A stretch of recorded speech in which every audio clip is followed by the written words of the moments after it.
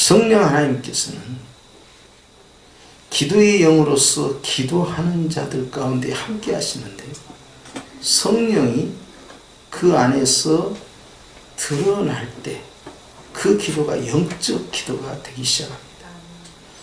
그래서 우리가 영적 기도냐 육적 기도냐 하는 것을 구분을 지을 때는 성령이 역사하셨느냐 성령이 역사하지 않았느냐 하는 걸로 결정이 되는 거예요.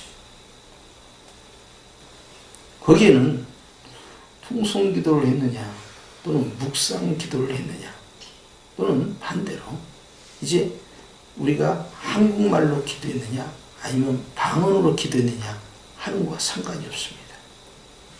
성령 하나님께서 그 기도 가운데 역사하셨다는 것은 이 모든 것을 초월하는데 이것은 임재의 기도가 되는 거예요. 성령 하나님께서 베드로의 기도 가운데 임재하셨어요. 그가 이미 성령에 취해버린 겁니다. 그래서 황홀한 가운데 사도 바울이 3천층을 볼 때에 그 3천층을 황홀한 가운데 그래서 가히 사람에게 말할 수 없는 황홀한 것을 체험을 하게 되는데요. 바로 성령 안에 깊이 들어가면서 입신을 하게 되고 그의 영이 3천층으로 올라가게 됩니다. 기도는 영적 행위이기 때문에 반드시 성령님께서 역사해야만이 그 기도가 주님께 상달이 되는 거예요. 그래서 로마서 말씀에 하나님의 사정을 하나님이 아니고 어찌 알 수 있겠느냐 하면서 우리가 그 뜻대로 기도할 줄 모르지만 우리가 하나님의 뜻대로 기도할 수 있도록 도우시는 이가 바로 성령 하나님이다 라고 말씀하고 있는 거죠. 베드로는 사실 이방인 선교에 대해서 선입견을 가지고 있습니다. 그러니까 기도를 할 때도 육신의 자아가 또 자기가 가지고 있는 고정관념이나 신념이 항상 제한을 시켜요. 말로는 하나님의 뜻대로 살기를 원합니다 하면서도 항상 제한을 시키는 것이 자기 자신이에요. 그러니까 거기까지는 되지만 그 이상은 아니라는 거예요. 기도의 방해꾼은 바로 자신이죠. 자신의 신념이죠. 자신의 생각이죠. 자신의 한계치를 가지고 기도를 하게 되면 그 틀을 벗어나지 못합니다.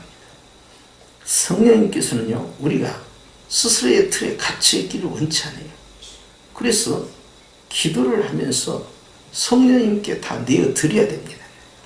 그런데 베드로는 이방인과 교제하고 이방인을 선교하는 것에 대해서 유대주의적인 기본 개념을 가지고 있어요. 그래서 이방인과 대화를 한다든지 식사 교제를 한다든지 그들에게 복음을 전하는 일에 있어서 자기도 모르는 마음의 벽을 가지고 있는 거예요. 유대인들이 가지고 있는 것은 단순히 베드로 개인이 가지고 있는 것이 아니라 구약으로부터 내려온 유대의 문화 자체가 철저히 민족주의적이고 그리고 다른 민족에 대해서 굉장히 배타적입니다.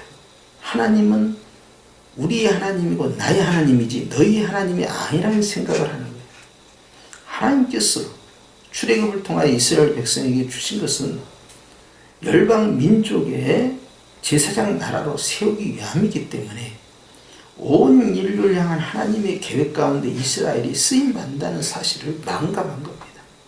이스라엘이 선택을 받은 것은 그 첫째가 성경을 보존하기 위한 목적이고 그 둘째가 예수 그리스도의 메시아의 통로로 삼기 위함이고 그 셋째가 열방의 복음의 제사장이 되어서 온 열방을 주께로 인도하는 중요 사역을 위해서 그들이 선택이 된 거예요.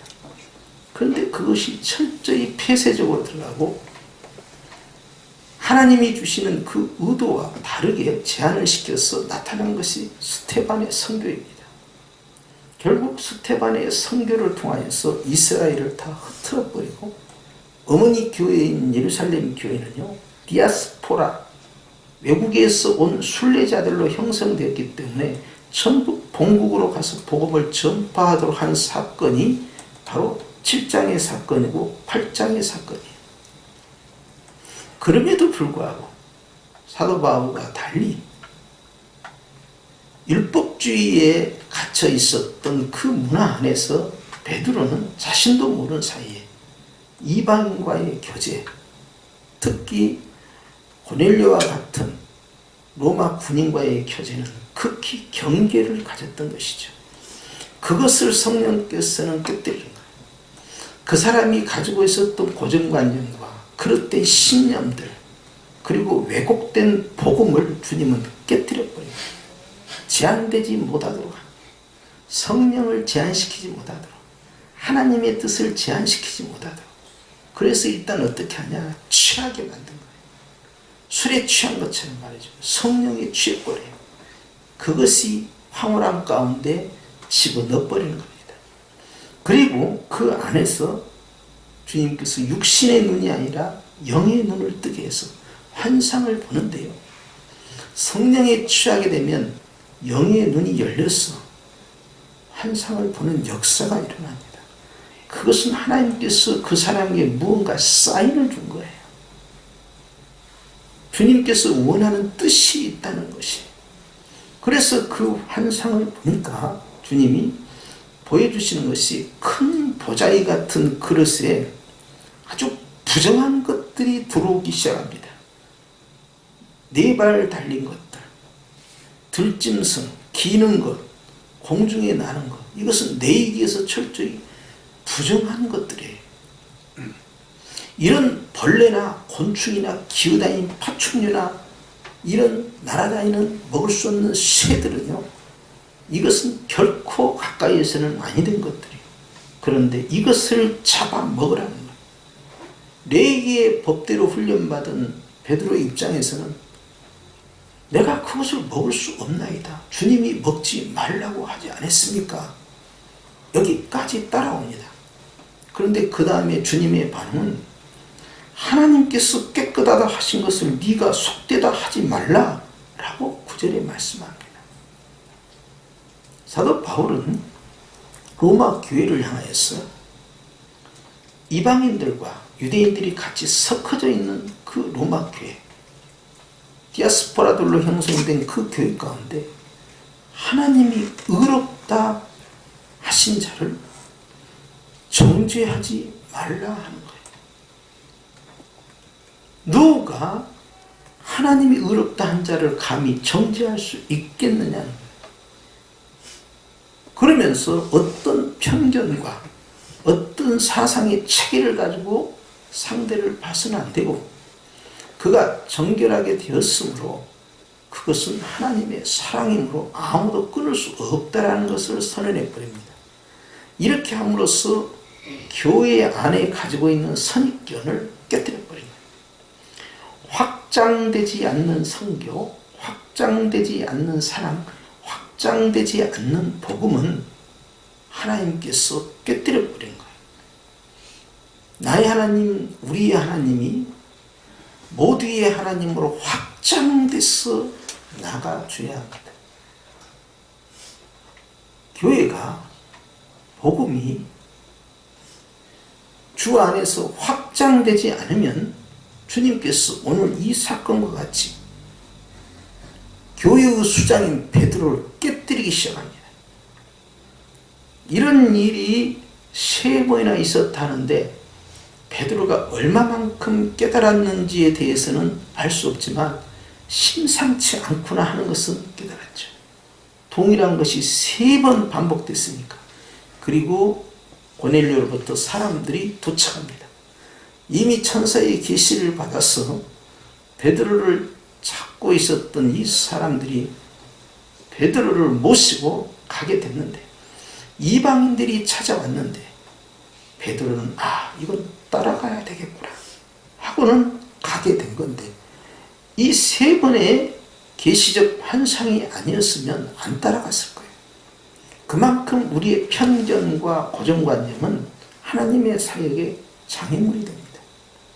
우리는 뭔가를 판단하고 뭔가에 대해서 내 가치를 적용하려고 하면 옳고 그른 것으로 나타나고 정결하고 부정한 것으로 나타나지 하나님이 어떤 마음으로 보시는가에 대해서 놓쳐버리는 거예요. 가서 고넬료를 만나게 되니까 어떤 사건이 벌어졌느냐, 사도행전 2장에 있었던 것과 같은 성령의 역사가 나타나는데, 우리가 받았던 성령 강림과 똑같은 일이 바로 이 가정에서 일어났다. 내가 그들에게 세례를 베풀지 못할 이유가 무엇이겠느냐 하면서 디아스포라 중심의 유대인 사역에서 이방인 사역으로 확장되는 결정적 계기가 됩니다. 물론 그 전에도 이방인에게 복음을 전했지만, 그러나 이것은 전혀 다른 성교의 패러다임이 시작된 거예요.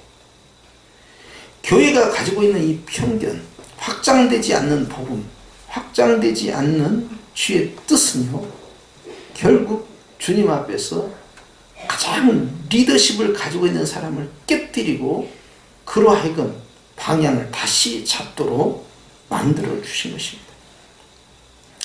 바로 이 사건 때문에 초대교회는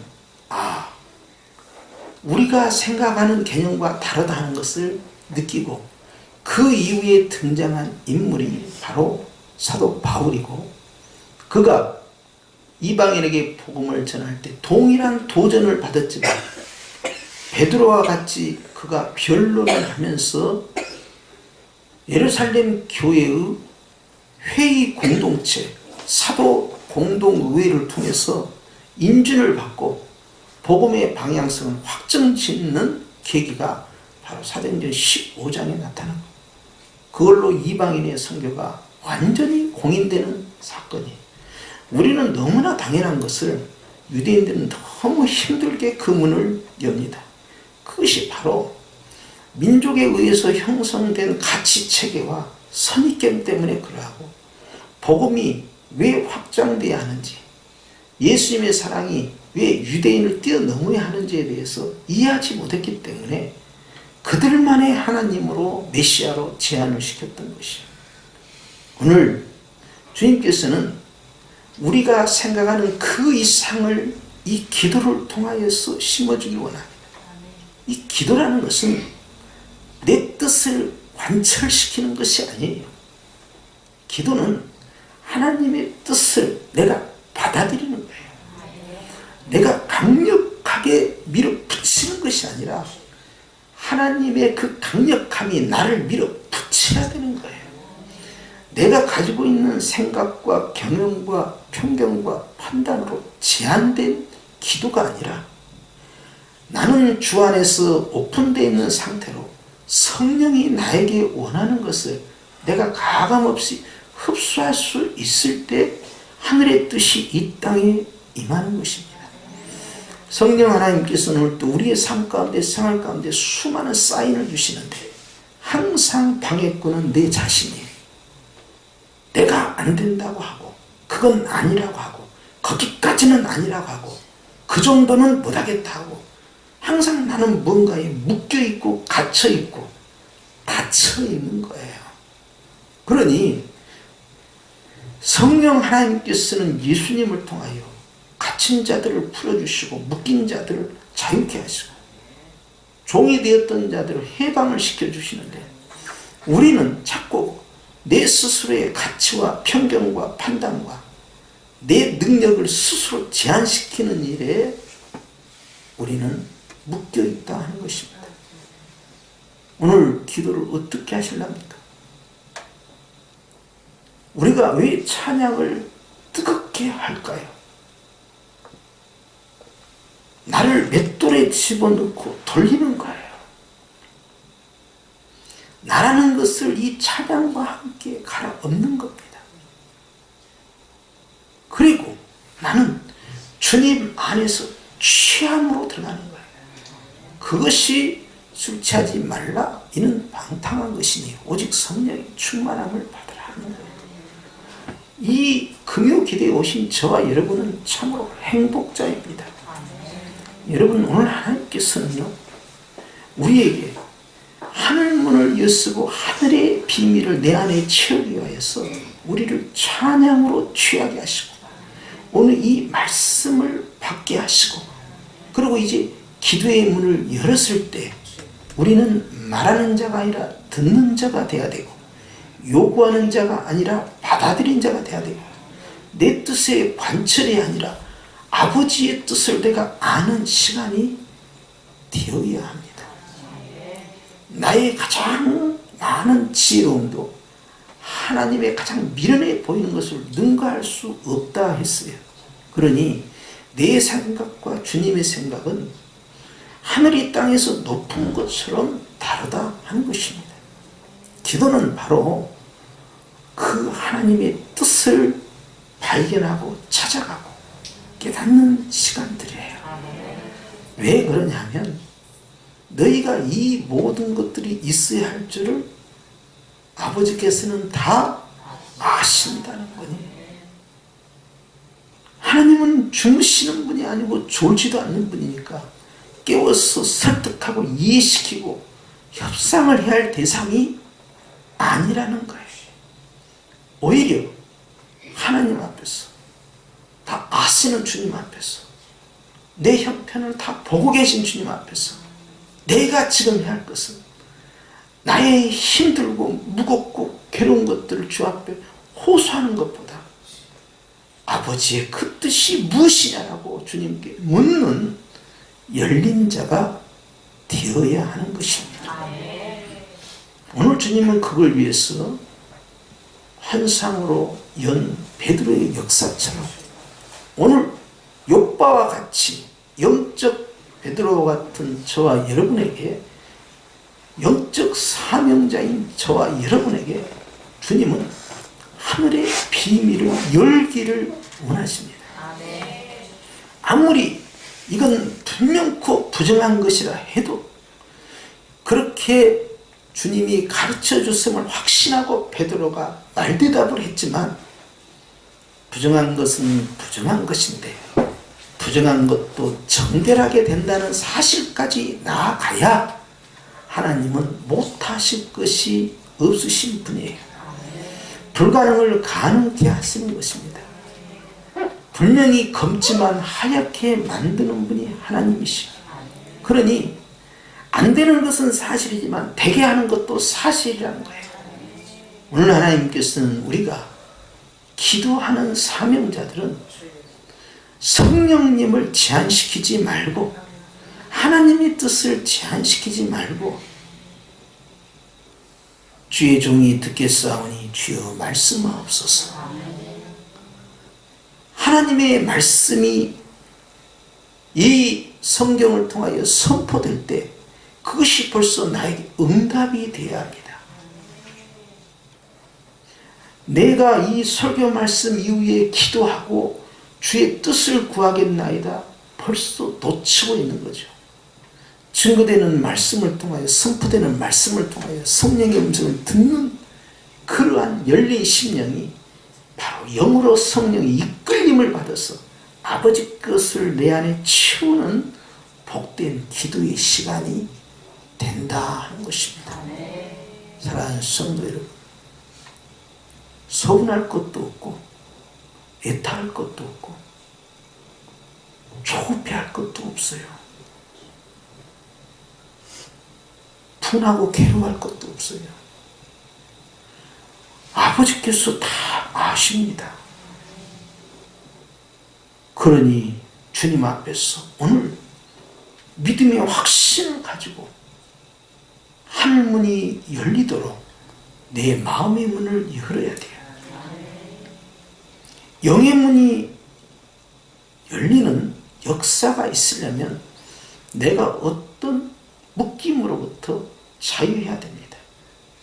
내 생각, 내 고집, 내 편견, 내 판단, 나의 제한된 어떤 묶임, 나는 이 모든 걸로부터 자유자가 되어 주 앞에 나아가는 것이죠.